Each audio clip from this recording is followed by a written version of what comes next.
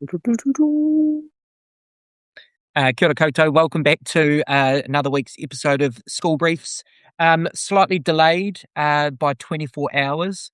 And We like to keep people waiting, isn't that how it works? It makes a heart go fonder or something like that. I don't know. It was a busy day clearing the inbox of all of the emails going, where on earth is School Briefs? People don't know what to do with themselves on a Sunday night, Monday morning. No, as a way of apologising, we've got Sarah with us. Sarah, it's fantastic to have you with us this week. How are you? Kia ora, good, thank you. Yeah, I'm looking forward to this. Yeah, it's been a bloomin' busy one, that's for sure. I've been sitting here trying to put it all in chronological order and sort of struggling because there's so much that actually went on in the last 7 days. So lots to talk about. Let alone people actually doing their job and teaching in the school. I know. That's what STEM stands for. What happened first in the week, Claire? Well, I thought it was quite interesting. We had a bit of a song and a dance happening across the internet, and particularly across National Party MPs and talking about their specific electorates, and a lot of talk about walls going up and what's it? Walls go up. I can't even remember the second part of the line. It annoyed me so much. I've cleared it out of my brain. But I think it was walls going up and hope coming down. It was something like that.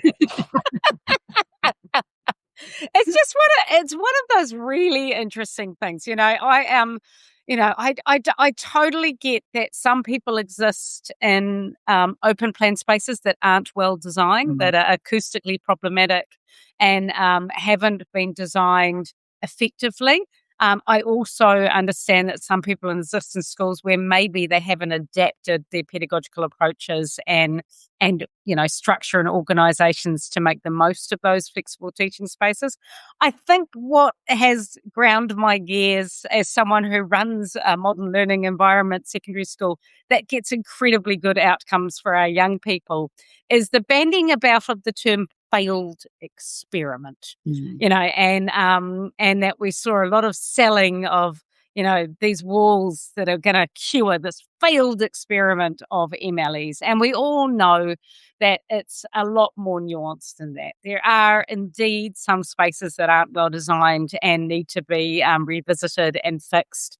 But actually, there's a whole lot of potential. And, I look to our particular school, Albanese Senior High School, and we've been doing a lot of reflecting recently on what we do and why we do it and the outcomes we achieve. And, we get some of the highest grades and outcomes for young people in North Shore, Auckland, as one of the only modern learning environments in the area. So if that's what a failed experiment looks like, we should have some more failed experiments because they get great outcomes for our young people. So, yeah, it's just one of those political positioning messaging that gets a little bit frustrated. I saw there was someone shared a great post up on Disrupt Ed or Aotearoa Educators Collective about another school that I think was clarifying. Did you share that one, Sarah? Yeah. Someone shared it about clarifying the terms? Yes.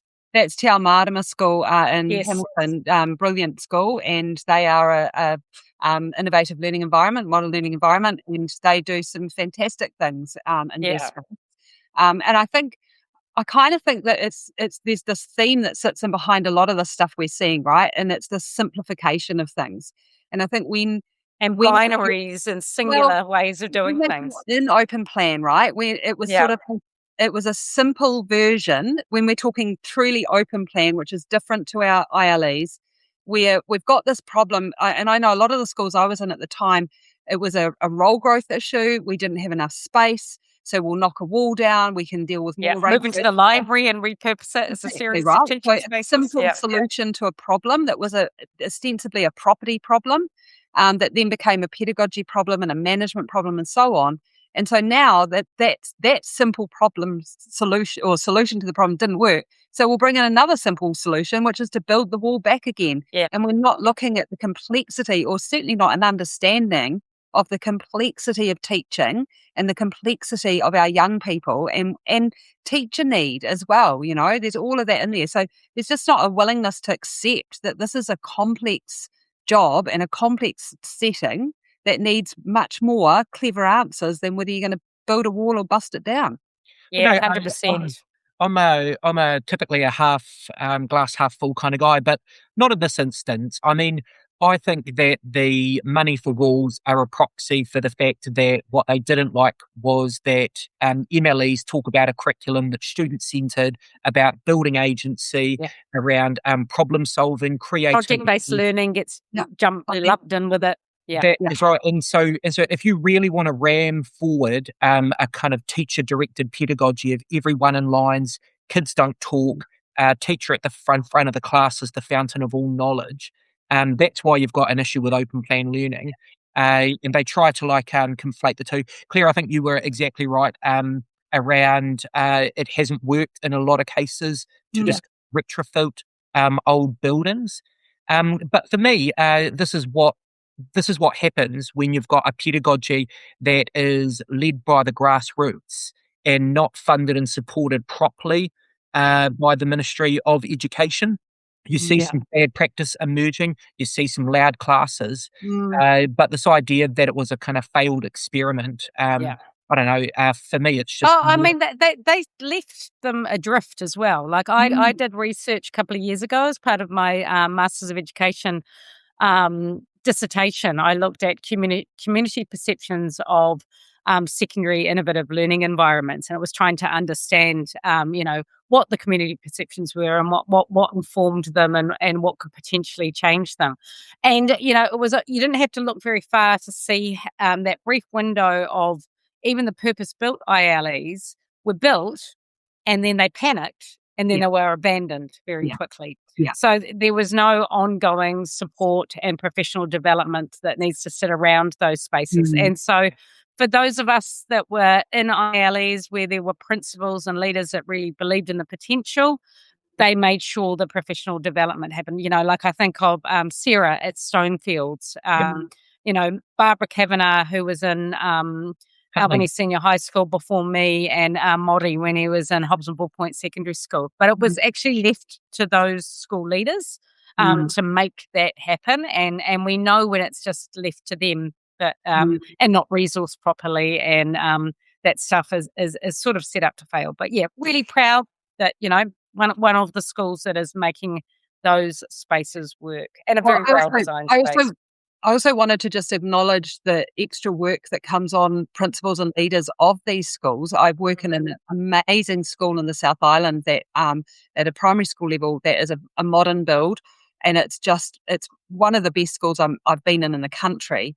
And the work that goes in that school, not only to teach, effectively, but every time an announcement comes out to have to defend the school again. I've been doing that for the last 12 years, whether it was at Hobsonville Point or Albany. This takes your energy away from your core business, which is to be in front of kids and do the best for the community. And the minister sideswipes with these announcements or these one-off quips about, failed experiments, and then not realising schools have to meet parents at the gate on Monday morning to defend these statements and reassure the community that it's going to be okay. And I'm going to do a plug here. Check out Albany Senior High School's Facebook page or Instagram pages. We do some fantastic myth busting.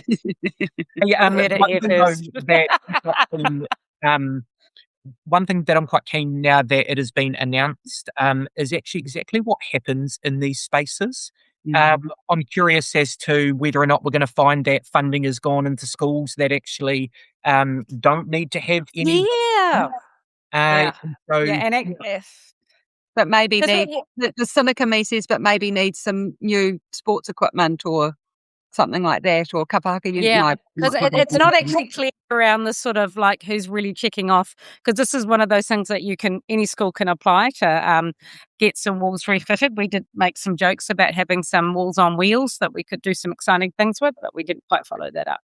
I wonder if we're going to see some schools using the money for more maths textbooks, and then they can use the textbooks to create some walls between classrooms.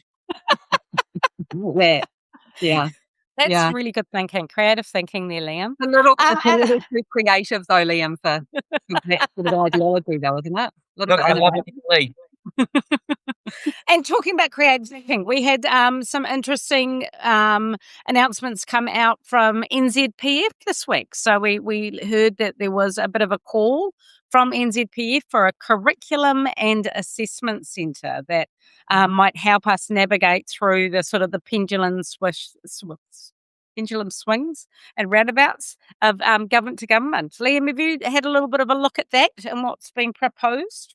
Yeah, and so NZPF, along with unions and other sector bodies, over the last year have been kind of looking at models around the world that really champion independence. And full credit to NZPF, they've gone and packaged this idea in something. Yeah, I had a look over the 7 papers. Well worth a look. Yeah. Yeah, and I think they've probably got their timing right for the launch of it coming into the election and really wanting to kind of capture opposition parties. They're in that kind of weird period where they want the whole thing to be apolitical, but you've clearly got a government that won't kind of give it any buy into that time or day, because they've actually spent their first couple of years building the most politicised curriculum and assessment centre. But effectively, what it is looking at is not necessarily taking away the power from a government through the ministry to set the no, because they would still set direction, wouldn't they? Yeah, that's right. But they are talking about the implementation of it being run independently. I mean, it is one of those ideas that I think we should probably get them on to talk a little bit further about. But they have definitely met the moment, because we know that the sector is calling out really clearly for some type of independence in the curriculum and assessment space. The other thing I like about what they've done is that they haven't gotten into the detail about it as well. I mean, that's the stuff that is going to need to be worked through. But they're talking about the role of principals, teachers, employers, very similar to the Irish model in the way that we go about. And there's actually a paper on that particular example, isn't there? Yeah, that's right. Yeah. So, I think we should totally have them on to talk more specifically around how they see it working in operation. But I think the timing's great for it. Hey, Sarah, you work with 100 and look at sort of some of the stuff that's happening across Europe. Is this something we're seeing around different jurisdictions? I know they gave the example of Ireland. But do you see the jurisdictions trying to achieve this? I think that there's, I'm not 100% up on curriculum delivery. I work more at that space of where are we going to look at the broader benefits of it, it's more sort of an ideological / innovative approach. And I do think, though, that there are some similarities and crossovers here where leaning into voice from the sector, again, trusting professionals, saying, what is it that you need and how can we support you? And looking broader at this rather than the siloed approach, which we're seeing at the moment. And that's something that we're seeing a lot in really forward-thinking jurisdictions, and also that integrated approach. So again, we're not kind of going, well, you teach this and you teach that, and it's really looking at the cohesive whole. And it's a durable curriculum vision that actually goes from zero to tertiary sort of thing. Zero to tertiary, we're seeing a lot of. I know Scotland's shifted to that. They've gone through it for a complete curriculum all the way through. Actually, surprisingly, modelled on Te Whāriki in the younger years. So we've had jurisdictions looking at us, which has been the really frustrating thing as someone that works in that international space. I need to see that that's going to turn around and they're going to start looking somewhere else very shortly. So, it's definitely, I think the biggest thing though is that there's a real focus on how are we supporting the whole well-being and the purpose for community, right? Where does education sit with community? And that's definitely a conversation and that's where we've had that language flourishing come into a lot of international curriculum discussions. Yeah. And there's a lot of research coming through around that now. I know that 100's involved in a big focus on flourishing at the moment.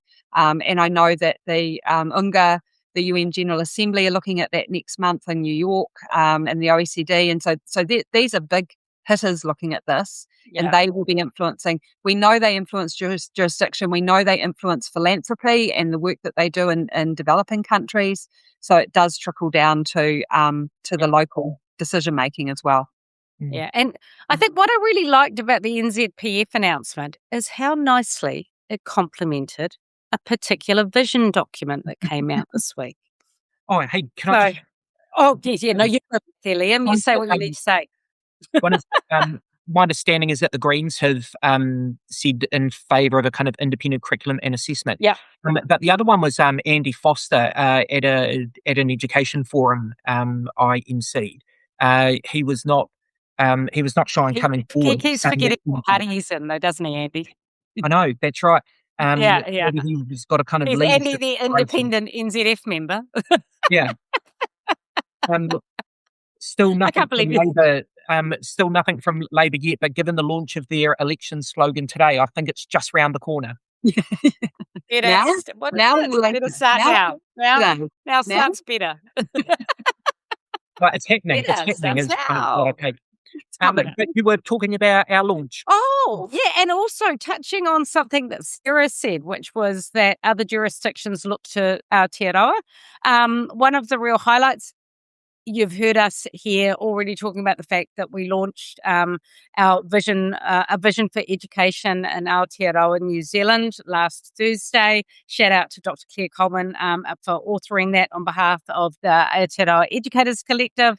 We had a fabulous launch at the University of Auckland, MC perfectly by Stephen Lethbridge, but we were also joined by international guest Anthony Mackay, who works with jurisdictions around the world, co-founded GALP, works with every entity and all entities emceeing, and appears to he's a man of the world who works with pretty much every jurisdiction that you can think of. And it was really heartening to have him there talking to the vision document and reflecting on how aligned it was with a lot of that work that's happening globally around the flourishing space and looking after the whole student.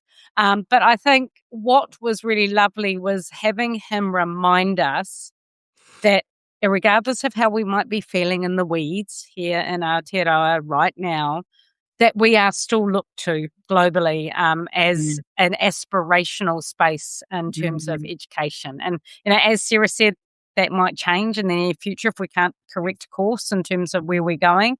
But, it also, I actually came away feeling quite hopeful from that presentation because there was a lot of reminders about the agency we have and the fact that nothing that is happening at the moment can take away historically the foundations that our education lays on, whether it's te kakahitanga or kahikatea or the best evidence synthesis or the key competencies or te mataiaho 2023, like that stuff is still there. It's still in the very foundations of everything we do in our schools. And I think as much as we might feel like we're sort of being a bit battered by reform at the moment, that remains, and actually our agency remains, and well, it does at the moment anyway. But we do have the capacity to do the right thing for our young people on a daily basis. So it was. If you haven't checked out the vision document, it's available on our Substack, available on our website for download. I also recommend, if you've got a bit of time, check out the presentation. We shared, I believe yesterday, was it, Liam, or was it this morning, last night? The recording of the launch on Thursday. I don't know about you guys. I felt it was uplifting, but it was also quite calming because it wasn't a shocking document. Like I sort of said, oh, do I feel a little bit underwhelmed? And I went, no, this isn't underwhelmed. This is the fact that we've delivered something that hasn't spiked my cortisol levels, which is unusual in the education space at the moment. We're so used to our cortisol levels being spiked by this announcement and that announcement. To have something delivered that actually just felt right was nothing's perfect. We look at it now and we can think of things we could do differently and have done differently. But I don't know about you guys. I feel like it was a hopeful document.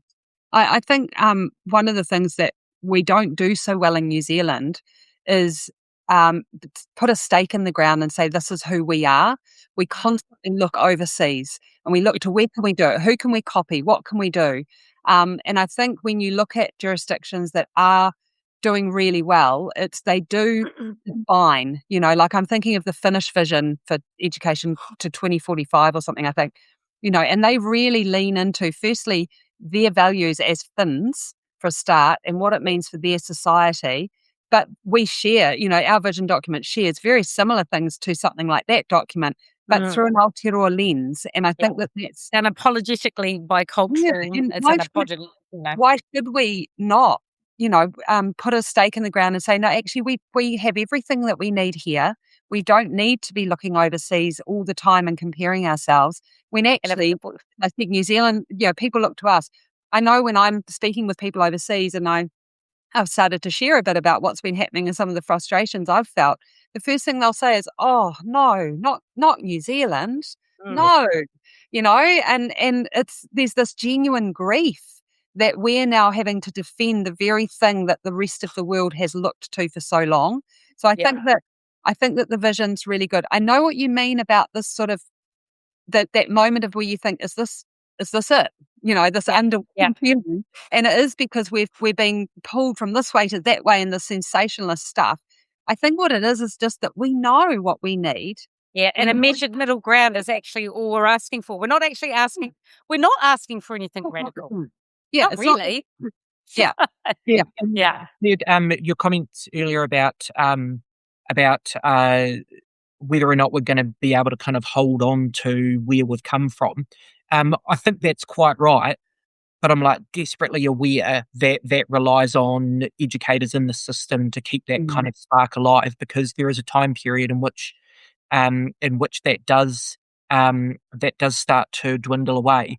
And I am so hoping that we just don't end up with this kind of AI cookie cutter curriculum alive and well. And that's my fear of a kind of second term government, is that they haven't finished in the curriculum space by any stretch until they know at 10 o'clock on a Tuesday morning what page of a writing textbook somebody's going to be doing. But the bit though that you mentioned around the kind of niceness of the vision is that I don't think it's complex what we have put together, because what we have set out and by design. We haven't wanted to have like a super controversial plan around where we need to be by 2030. We've just taken the parts that are unique about Aotearoa and started to talk about a vision for education for the type of young people that we want to have leaving the school system. And that big focus from our end has been about how we start to build that common language across the profession, so that we can start to sing with one voice about what are the type of characteristics that we want. And so in some ways, I'm glad that they're not kind of radical or shocking. They're just that kind of middle ground thing. I think the bit that probably does stand out is kind of how far away it is from a curriculum that is just pulled from what's going on in the UK and states of America. That's the kind of shocking distance that we've got.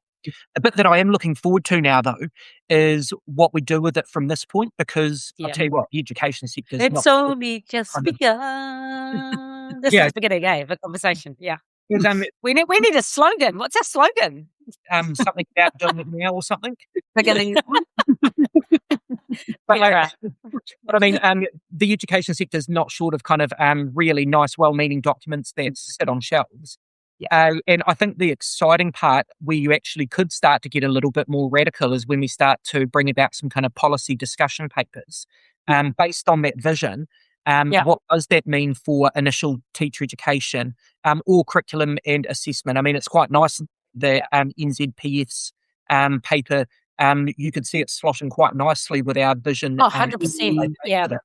And so I sort of thought like there was sort of like a, we were some of the what and they were some of the how in terms of the constructs you need to enable a vision like this to be enacted.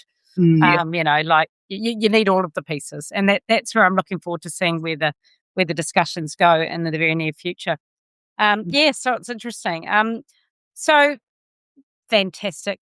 Congratulations to everyone involved. All of us pat ourselves on the back. But big thank you to Claire and Rose and for Stephen's work on Thursday morning. And can I just say something about? Sorry to interrupt, but can I just say something about Rose, because I think she made a really lovely point at the launch. And if people do tune into the recording, hopefully they'll see that bit. And she talked about the power of hope, which I want to pick up on, and she shared some of the essays that she's reading at the moment.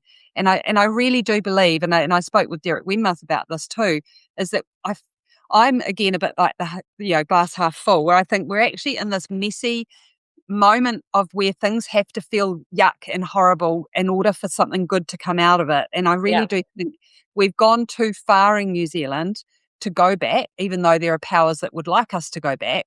The all the analogies out the gate, metaphor, everything like that, for the fact that they can't bring it back.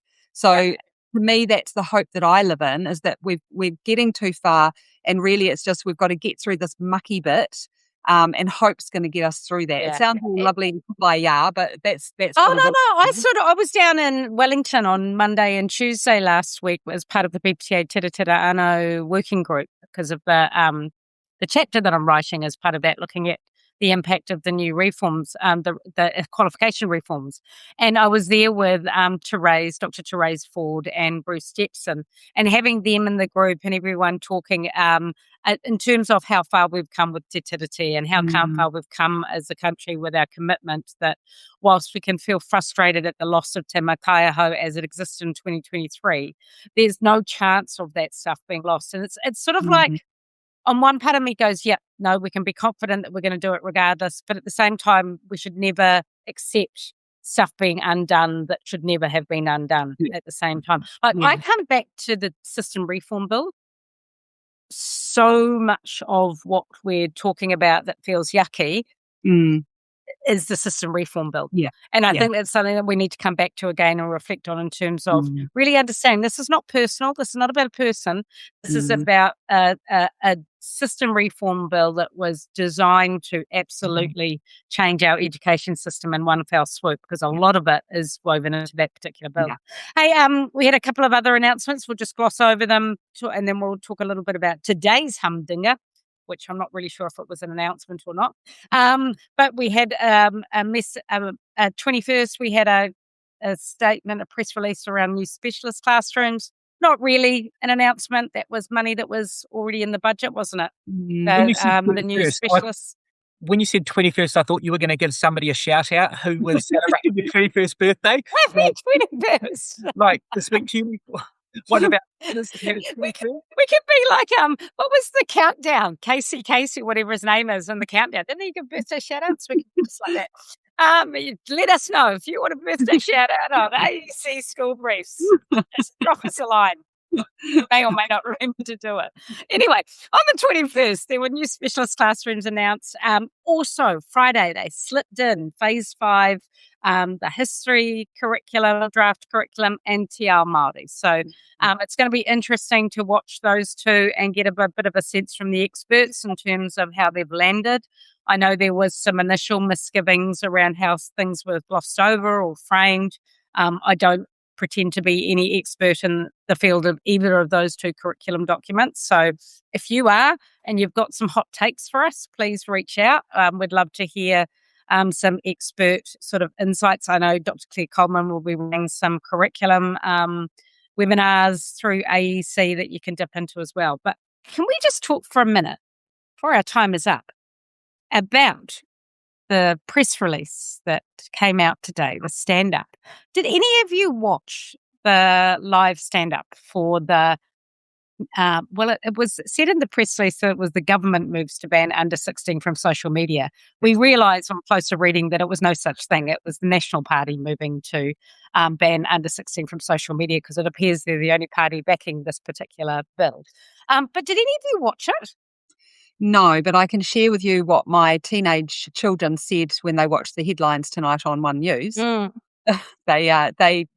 was just a laughable thing to them. They just said, Mum, they'll never get it done. They said that, kids get around it anyway. It was just not a thing, because, and as I said, off air before, my 16-year-old said, Mum, they banned meth, didn't they? Look how that worked out. They banned alcohol, didn't they? And look how that worked out. Can you test for social media in the water like you can? No, I don't know. Will they be checking the drainage for social media runoff? Because I'm wondering how they're going to check that. Now, to be fair, I get what they're trying to do, and I actually, admire the fact that in the framing of the bill today, they were talking about going beyond simply banning. The reality is, we already know 4 out of 5 get around it in Australia. It simply hasn't worked because the platforms don't reinforce it. I can understand people's misgiving around the impacts of social media on some of our young people, and I get that there is reason for doing this, but I've never seen such a slick, it was really interesting. We had the Prime Minister front up, talk about it, call out to the B416 crew, who are, the very wealthy group of philanthropists who are pushing this particular bill. And then we had the minister come up and do a pitch and then play the little mini documentary. I don't know if you've seen the clips that are floating around on social media at the moment. It's a little bit ironic. There's a whole lot of teenagers talking about social media on social media. And I sort of, part of me goes, what are we, does this sit well with me? I don't know. But it was really interesting. It was a real, we know our minister comes from a reality TV background, and it was a very carefully manufactured framing of trying to convince people to get on board a bill, which, when you read more closely, had a lot of unanswered questions. I think Labor had 79 unanswered questions about the bill. That's why they weren't on board with it. We know that New Zealand First, ACT Party don't support it. We know that this has been pretty ineffectual in Australia. There's a bit of an air of virtue signalling when it comes to social media bans. It's not to say we shouldn't be trying, and it's not to say we shouldn't be doing stuff around algorithms, regulating the I think we should be going hard on regulating the platforms. I think that's where the harm is. It's the fact that they have unfettered access to our young people, and the way they design their algorithms and the way they, design social media to be addictive. So don't get me wrong. I think there is absolutely areas of harm and addiction and all of the rest of it. And I applaud our minister for wanting to address a problem. I'm just not convinced that this is it. Political context here is really important, because this is something that they spoke about really early on in the term, but they have left their run far too late. This is not going to go past a first reading, is it? How many weeks have we got left? Well, no. I think that what happened today was 100% about the election campaign, because it is no chance. So electioneering rather than. I think. Sorry, Lee. I think it's very similar to some of the messaging that we had to justify things like the hour a day of literacy and numeracy and things like that. We manufacture, and I'm not saying that we don't have a crisis with social media, but we put out into the public the problem, and we're here to solve the problem. So vote for us, because we again simplify the issue. Social media is killing our kids. We're going to ban it. Vote for us. It's try and fight down, and they don't capture the complexity of it, because yes, there is a problem with social media, but also social media is a lifeline for some children as well. Our at-risk young people, it's where they find connection and community. It's not as simple as some of them. it all for everyone, and we'll have healthier kids, because it could very well give the opposite effect for some children. So, and we saw that out of Australia, didn't we? We saw psychologists and doctors coming out. So in their open letter.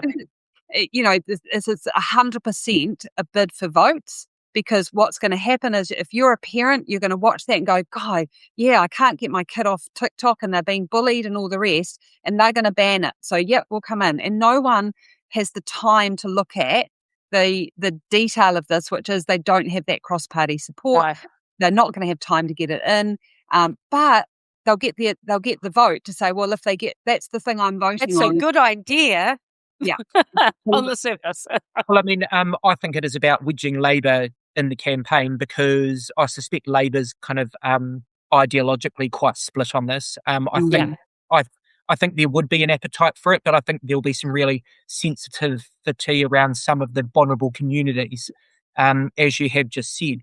But if you look beneath the headline, what they're actually proposing is wafer thin, because they're talking about fines of these large social media companies. We just don't have the regulatory framework to be able to do that. I think they would laugh in our face.